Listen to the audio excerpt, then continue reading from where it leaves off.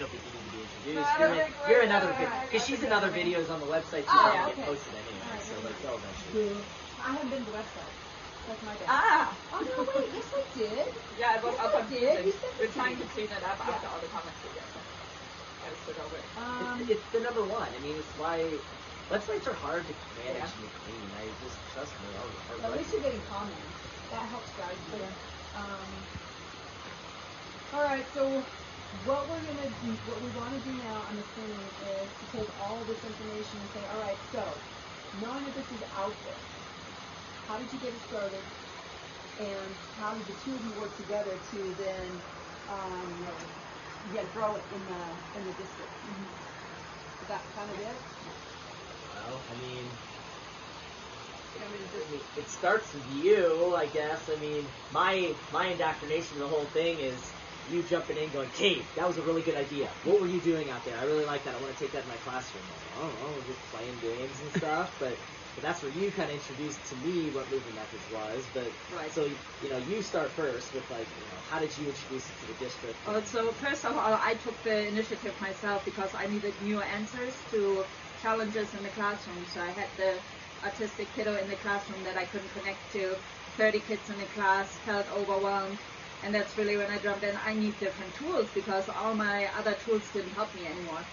And before giving up teaching, I was like, well, I'm going to seek new answers like you did too.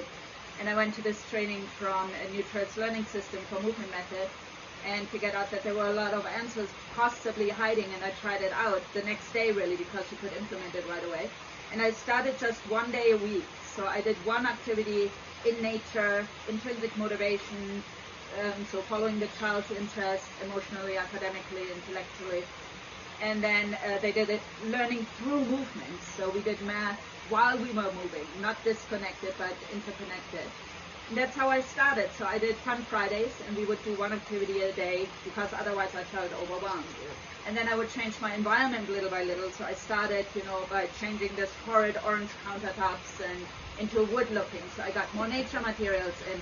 But that was just me, right? So I just started playing with it so I wouldn't be overwhelmed. And then I saw that you were kind of on the same way, you were looking for answers.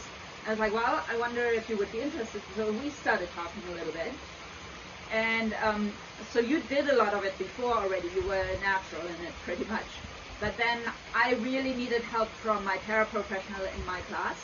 So I reached out to the district and said, can we organize like a training for these folks that are working with our special needs students?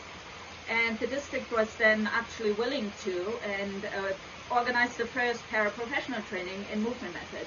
And that was really helpful because then they could focus on these kids and work with the same method. So that was useful. And after the paraprofessionals got trained in the district, they then spread the word a little bit. And then for a teacher training, it never really came across because there was so much going on and budget was already planned.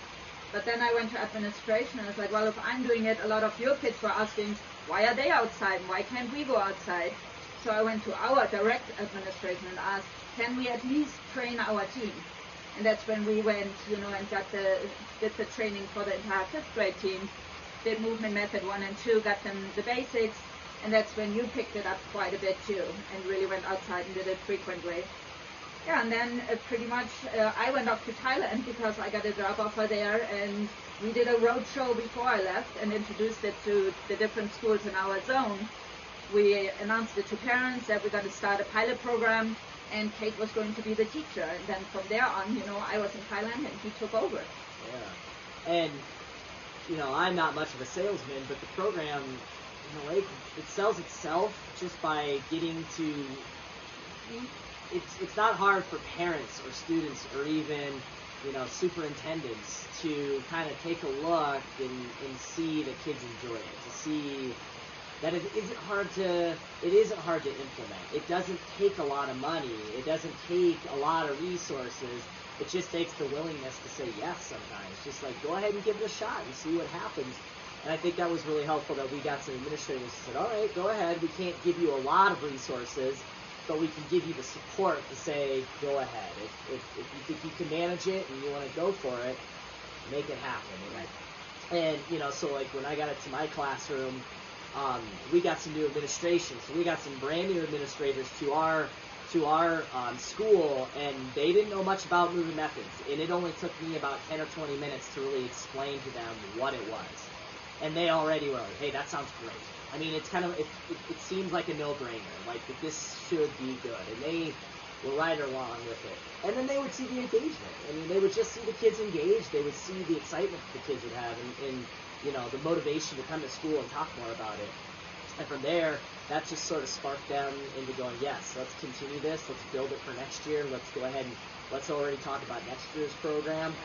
We've been in the works right now already talking about expanding it to a 5th and a 4th grade classroom as well. My goal and hope is to at least give each grade level one movement method option. So kindergarten through 5 all gets a choice. Families have a choice to bring their kid to that type of a learning environment to do that. And it seems like we're right on the talking points of bringing that in as possibly an option for the whole elementary to have. So that's really exciting. And then trainings. Now that the budgets are settling down, trainings are becoming a lot more realistic and a lot more of a better option to have as well. So. And my ambition is to, even though we have a full pilot program going, just getting the information out there for every kid to have a little bit more access